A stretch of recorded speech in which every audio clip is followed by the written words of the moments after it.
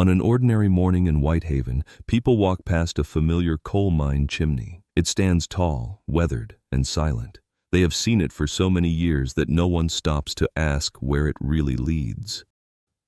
This chimney is known as a candlestick, a ventilation structure once common in coal mines of the era.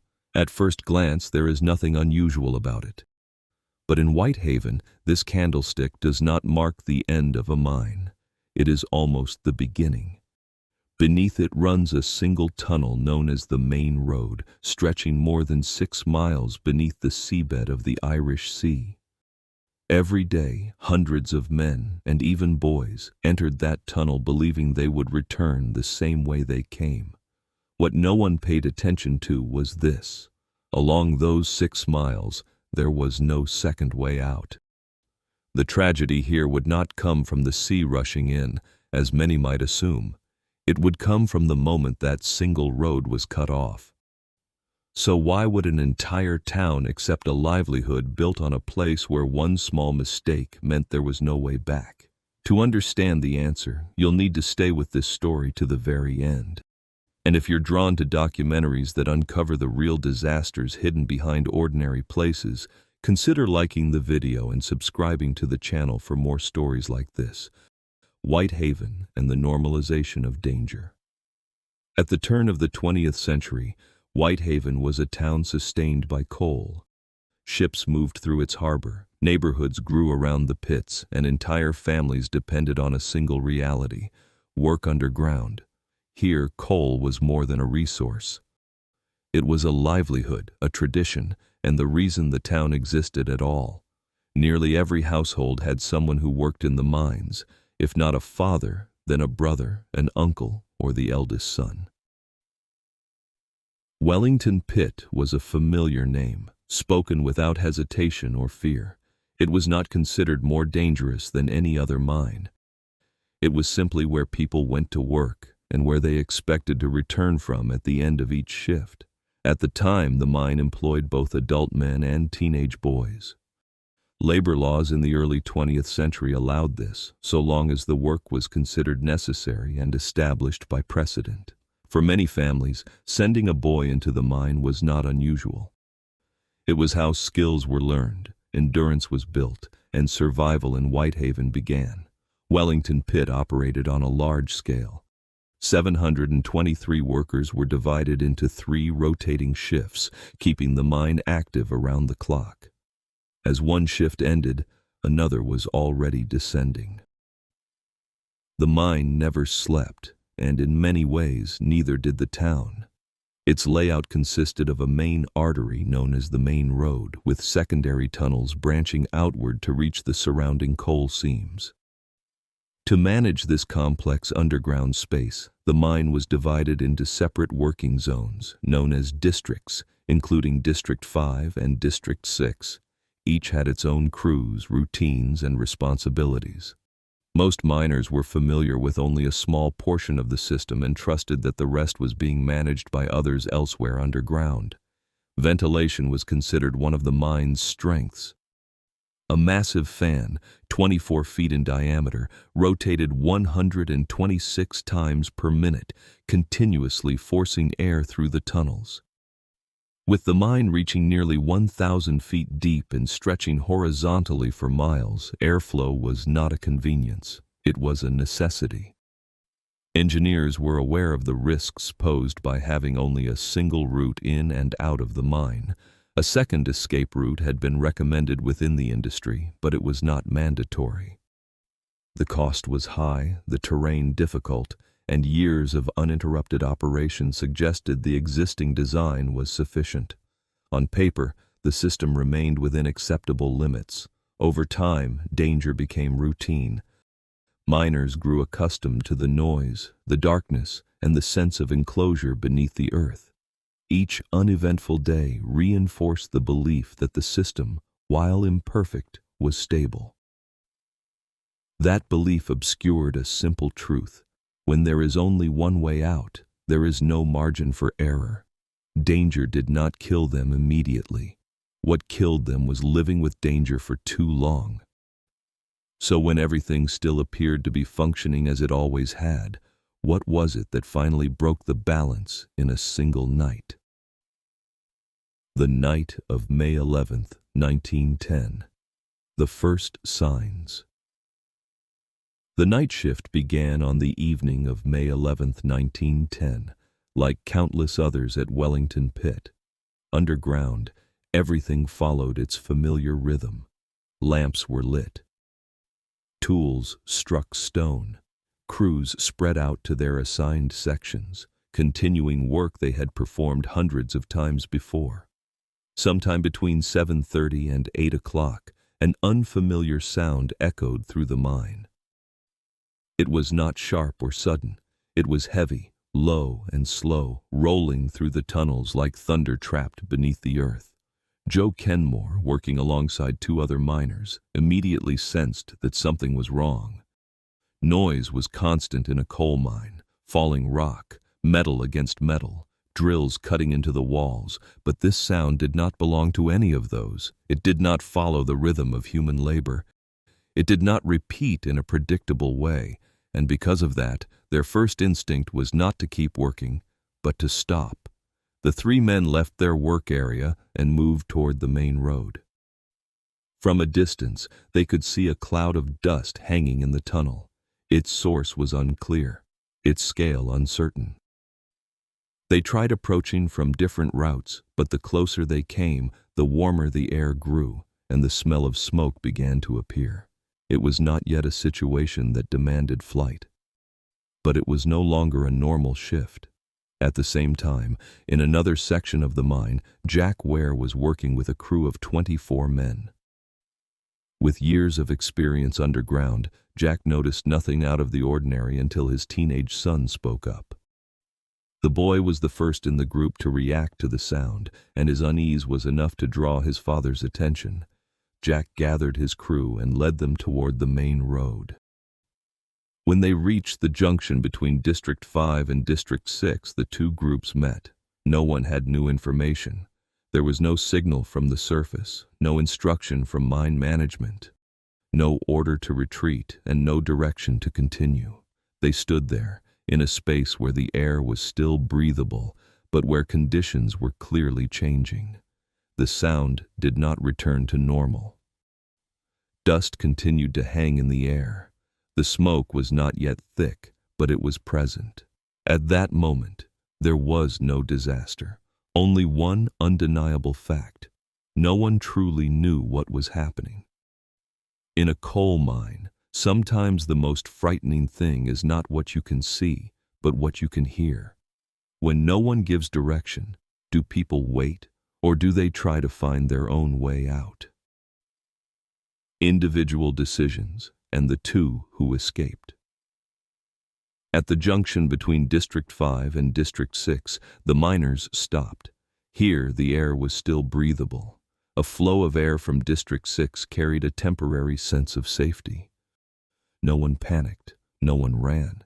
In that moment, everything could still be considered under control. Time passed slowly. The unfamiliar sound did not disappear, but it also did not intensify enough to force an immediate retreat. There was no signal from the surface. No one came looking for them. And as they waited, their options quietly narrowed, without anyone fully realizing it. Jack Ware began to lose patience. With years of experience underground, he understood that waiting was not always the safest choice. In the absence of instructions, remaining where they were meant surrendering their fate to forces they could not see. Jack said he would try to escape on his own. It was not an order, not a call to action, just a decision made quietly. Among those present, only Joe Kenmore chose to go with him. The others stayed behind, in a place where the air could still be breathed. Jack and Joe covered their mouths with rags and moved into the thickening smoke ahead. Within a few steps, their lamps became useless. The light was swallowed almost immediately. They could not remain upright. Smoke and fire were rising above them, forcing them to crawl along the ground where traces of air still lingered. The heat increased rapidly. Every meter forward became harder than the last. They had to pass through several rock falls, navigating by memory and sensation rather than sight. In some sections, they could no longer tell exactly where they were, only that stopping meant they would not be able to continue. The journey lasted nearly an hour. When Jack and Joe finally crawled out of the mine, they were almost completely exhausted. Smoke and heat had severely damaged their lungs, but what stunned them was not the pain. It was what they saw next. Outside the pit, only the surface crew was present. No one else had escaped. No group followed behind them. In that moment, Jack and Joe understood that they had not only survived, but had crossed the final boundary. They reported what they had seen during their escape. Fire and smoke had blocked the main road. The single route out of the mine was no longer passable. That meant the men still inside had no direct way to escape. They didn't run, they crawled. Because in a coal mine, life stays close to the ground. With the only exit cut off, what fate awaited those still trapped inside the mine? Rescue, desperation, and human limits. After Jack Ware and Joe Kenmore made it out, the first search team was immediately sent into the mine. They advanced along the main road, the only remaining route. The deeper they went, the hotter the air became. Smoke thickened rapidly. When they reached a point roughly 80 yards from the fire, they were forced to stop. Heat and smoke had exceeded what the human body could endure. From what they could see, it was clear that the main road was completely blocked. There was no alternate route, no way around it. The single path out of the mine was no longer usable. News spread quickly through Whitehaven. Families of the trapped miners gathered at the pit through the night. The two main roads leading to the coastline became clogged with people waiting in silence. By the morning of May 12th, the number of survivors stood at just 7.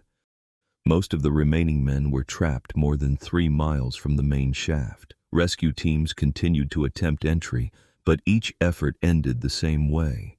Smoke spread through the tunnel system. Carbon monoxide accumulated, making deeper access increasingly dangerous, even for brief periods. Later that afternoon, Chief Inspector of Mines J.B. Atkinson arrived at the scene. After receiving a briefing, he and the regional inspector descended into the mine to assess conditions firsthand. What they encountered confirmed what earlier rescue teams had already reported. Temperatures inside the tunnels were impossibly high. Smoke was dense and unrelenting. Brattice cloths, normally used to direct airflow and isolate fires, had become so hot they could not be touched. Even at a distance where the flames were still ahead, the heat was enough to cause burns. Sending more people into the mine would no longer be a rescue effort. It would be a certainty of injury or death. The decision was made to withdraw all rescue personnel.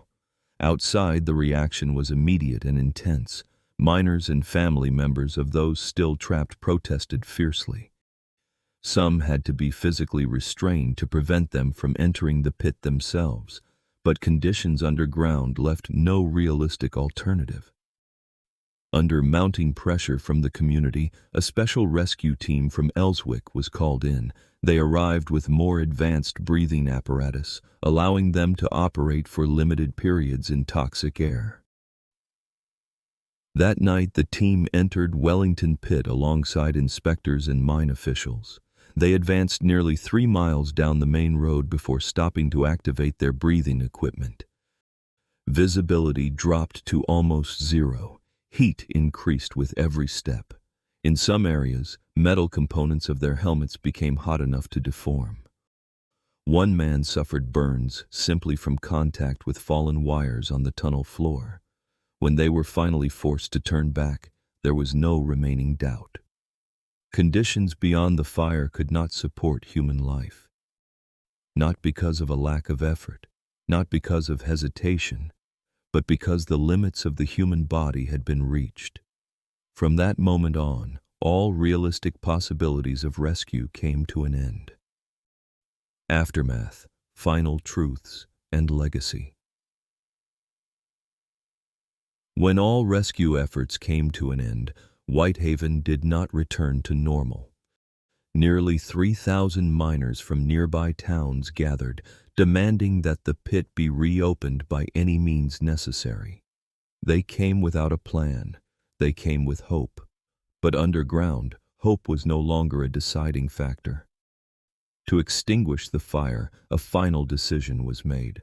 Brick walls were built to seal off the tunnels leading into Wellington Pit, cutting off the oxygen feeding the flames. When the last bricks were set in place, the mine was officially sealed, not to protect property, but to stop something that could no longer be controlled. For months afterward, Wellington Pit stood abandoned. Each day, smoke continued to pour from its ventilation shafts, a reminder that what lay beneath the ground was not yet finished. Only when the fire was fully extinguished was the mine reopened, not to resume work, but for a different purpose. The recovery of the bodies began. What was found showed that many of the men trapped inside had survived for several hours after being cut off. Some were discovered holding one another. Some had written messages in chalk on steel doors. Others had removed their clothing and folded it neatly before collapsing. There were no signs of mass panic, only individual actions carried out in darkness when there was no longer a way out. In total, 136 men lost their lives. 85 women were left widowed. 260 children lost their fathers. During the process of identification, at least one victim was buried beneath the wrong headstone, a mistake that has never been fully resolved. The official investigation concluded that the cause was a methane gas explosion. 64 rescuers were awarded the King Edward Medal for bravery.